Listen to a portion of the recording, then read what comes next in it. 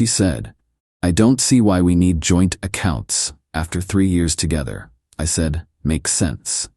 Then I calculated her half of everything. The utility bills in her name changed her perspective. Original post I-29 male have been with Sophia 27 for 3 years, living together for 2. And the whole time she's been adamant about keeping finances completely separate. "I don't see why we need joint accounts," she'd say whenever I brought it up.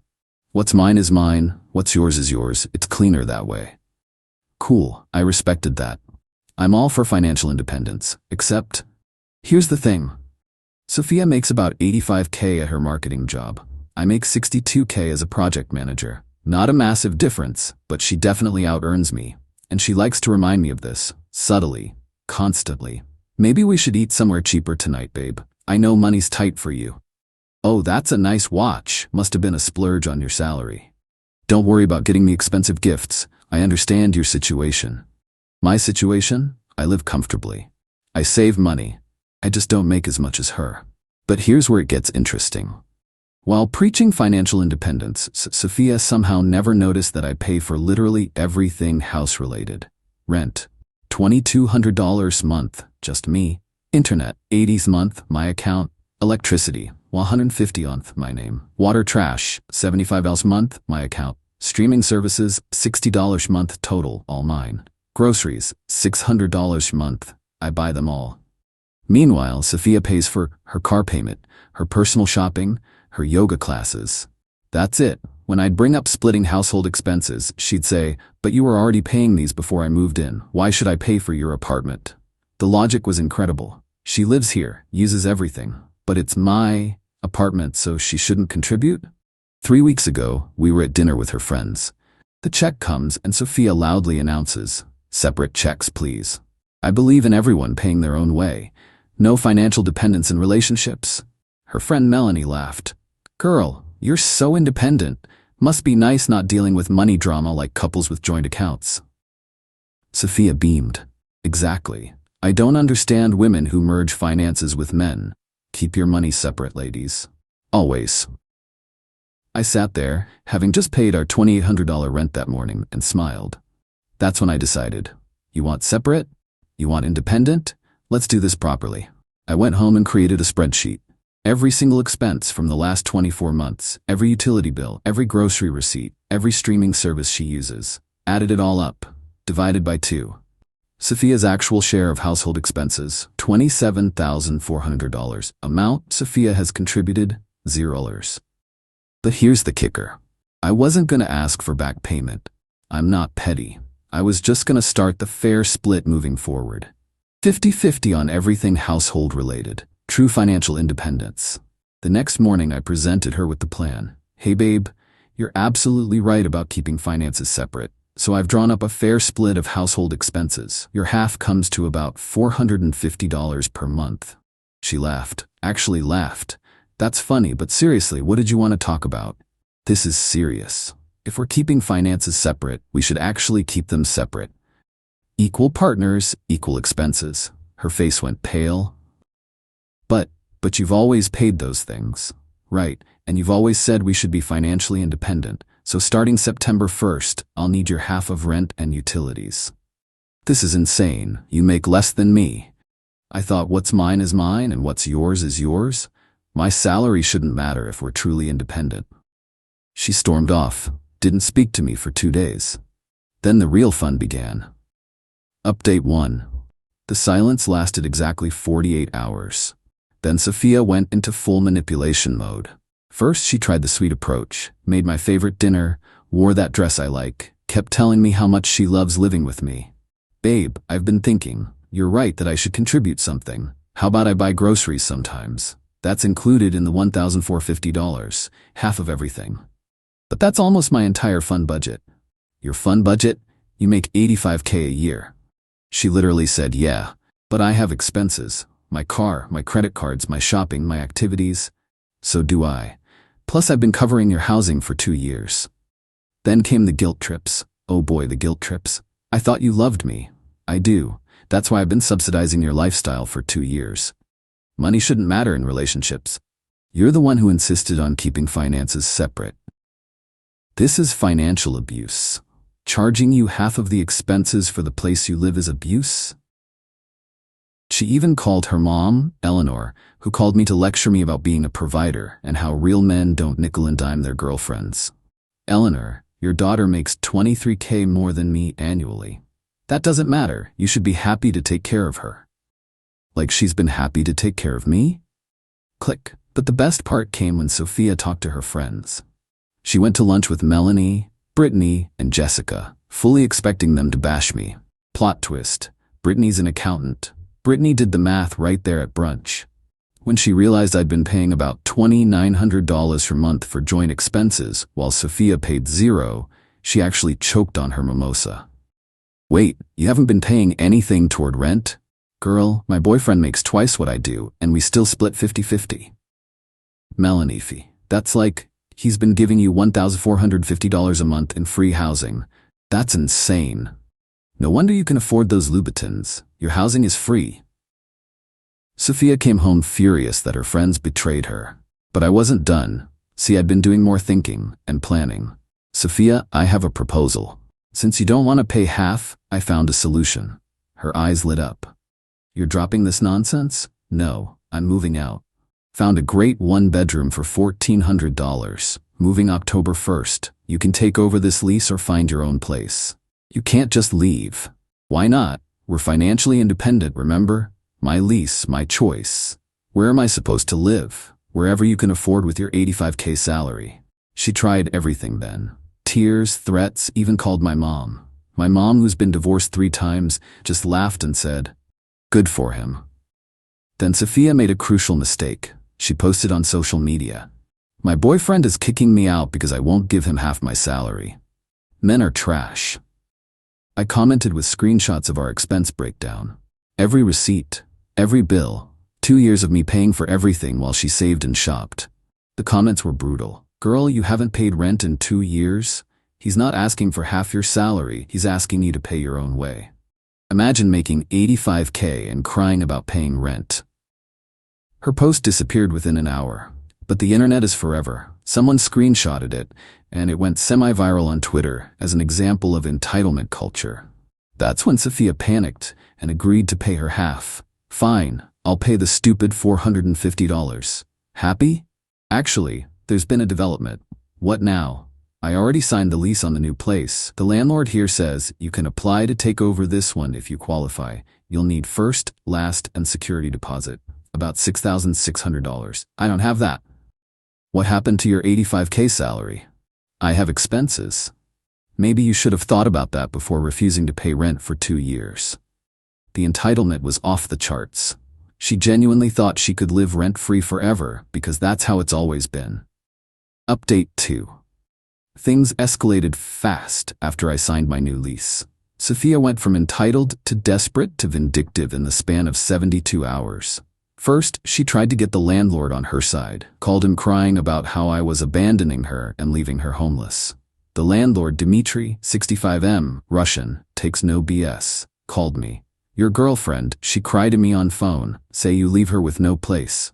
She can apply to take over the lease, Dmitry. She makes $85,000 a year. She tell me she has no money for deposit. That's not my problem. I like this. You pay 2 years for her, she save nothing, she's not good tenant material. I find new people. Dmitry actually rejected her application. Said anyone who can't save money while living rent-free for 2 years is a financial liability. Then came the smear campaign. Sophia started telling everyone I was financially abusing her, that I trapped her, that I was controlling her with money. Her dad, Richard, even called me. This man who drives a Tesla and owns 3 investment properties tried to lecture me about taking advantage of his daughter. You should be ashamed, using money to control Sophie. Richard, I've been paying her rent for 2 years. She shouldn't have to pay. She's a woman. Your daughter makes $85,000. She's not a dependent. You're not a real man if you can't provide for your woman. Weird take from someone whose daughter brags about being independent. He hung up on me. But then Sophia made a tactical error. She went to our mutual friend group chat and tried to paint me as the villain. Posted this long message about how I was suddenly demanding money and making her homeless. Our friend Connor, who's a lawyer, responded, "Wait, you haven't been paying rent this whole time? And now you're mad he wants you to pay half. He never asked before, so you thought free rent was just permanent?" Our friend Aisha, "Girl, I make $45K and pay $1,100 in rent. You make almost double that and pay nothing?" It's about the principle. Aisha, "The principle of what? Mooching?" The group chat turned on her. Even her closest friends were calling her out. Then came the extinction burst. Sorry, couldn't avoid using this term. She showed up at my work. My work. Security desk calls. "There's a Sophia here, says it's an emergency." I go down. She's there with a U-Haul. "I'm taking my stuff from the apartment." "Your stuff?" "Sure. The TV, couch, bed, dining table, and literally all furniture are mine though. We bought those together. I have receipts showing I paid for everything. You can't leave me with nothing. You left yourself with nothing by saving $0 while living rent-free." She tried to get into the apartment when I wasn't home. The landlord called me. "Your girlfriend, she tried to use key. I changed locks already for new tenant next month." Then the real desperation kicked in. She applied for the apartment but needed a co-signer since she'd blown through her savings on designer goods. Her parents refused because she should be living with a man who provides. The irony. They raised her to be independent but also expect men to pay for everything. September 15th, 2 weeks before move-out, Sophia comes to me with an offer. "What if we got joint accounts?" "What?" "I've been thinking. You're right. Couples should share expenses. Let's get joint accounts, combine everything." I laughed. Actually laughed out loud. "Now you want joint accounts when I'm moving out? We could make this work. True partnership." "Sophia, you want joint accounts now because you've realized you can't afford to live alone. That's not partnership, that's desperation." "Please, I can't afford a decent place on my own." "You make $85K. My car payment is $700. My credit cards are like $500 a month. My yoga is $200. And that's my problem, how?" She then hit me with, "If you loved me, you'd help me." I did help you, for 2 years. You saved none of it. The manipulation attempts got wilder. She said she was pregnant, she wasn't, claimed she'd been paying utilities all along, bank statements proved otherwise. Threatened to sue me for unlawful eviction. Connor laughed when she called him for legal advice. Told people I'd been financially abusing her by checks notes. Paying all her living expenses on her. The week before I moved out, she brought by her new boyfriend. Yeah, new boyfriend. Been dating him for 2 weeks. Some guy named Trent who drives a Porsche. Trent's gonna take care of me properly, like a real man. Trent looked at the apartment, saw the rent price, did the math on his phone, and said, "Babe, I can't afford this place." "But you have a Porsche. It's leased. I make like 50K. She thought the Porsche meant money. Nope.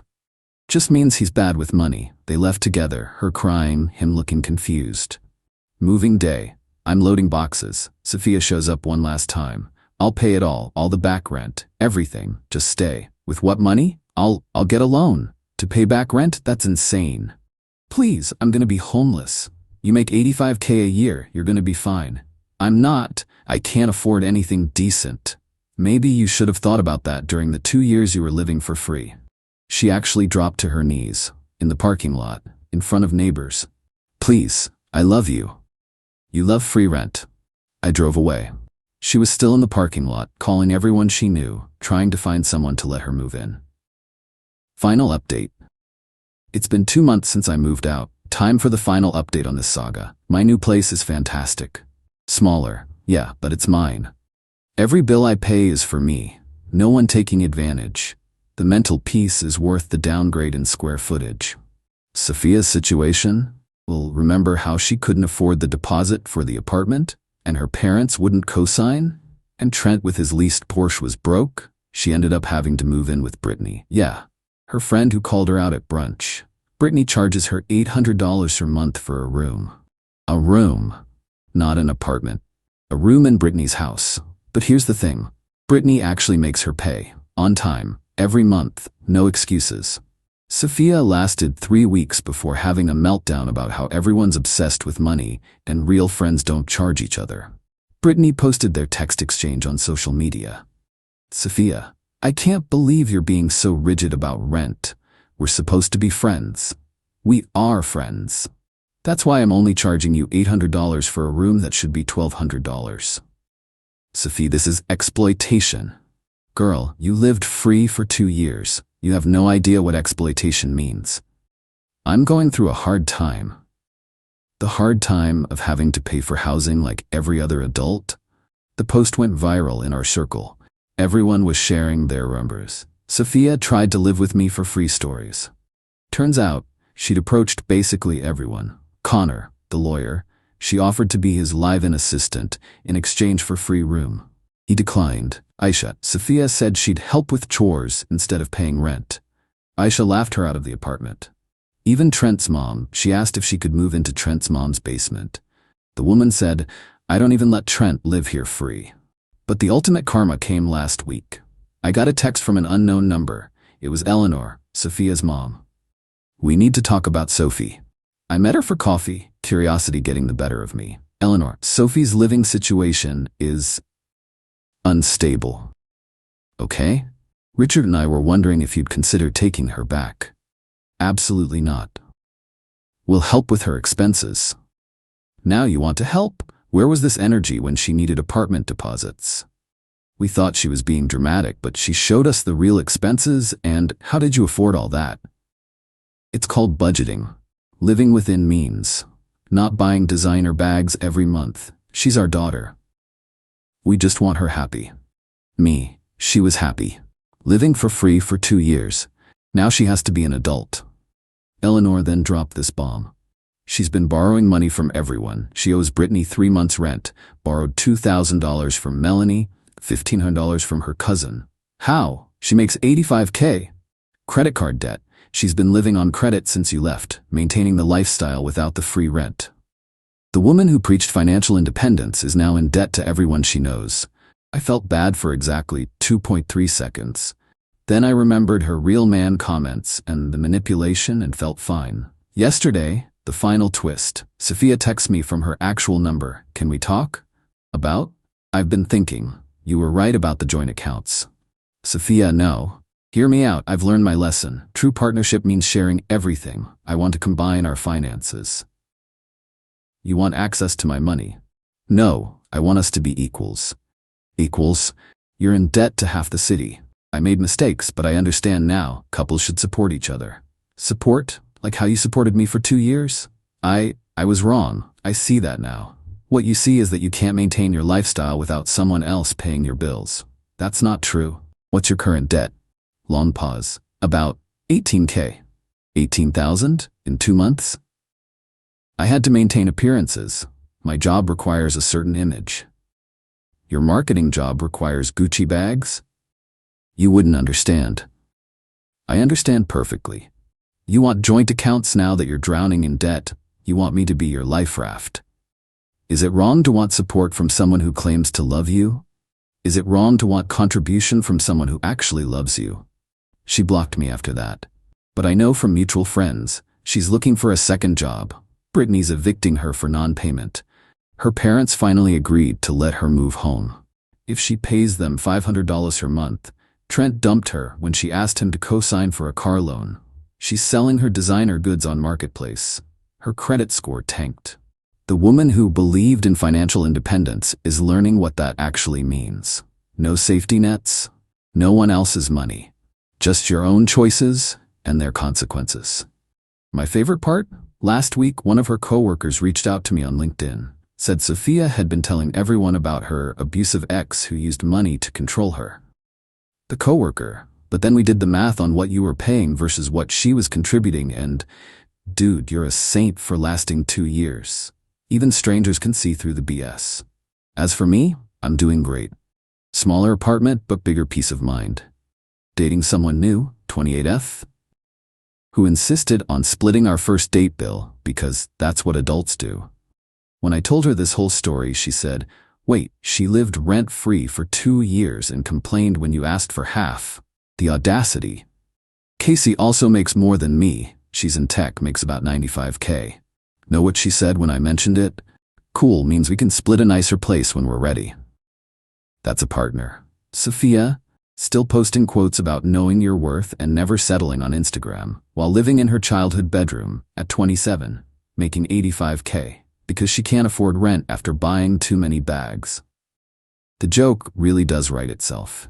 To everyone saying I should have just kept paying because love isn't about money, you're right. Love isn't about money. Which is exactly why someone who actually loved me wouldn't have watched me pay everything for 2 years while they saved nothing and contributed nothing.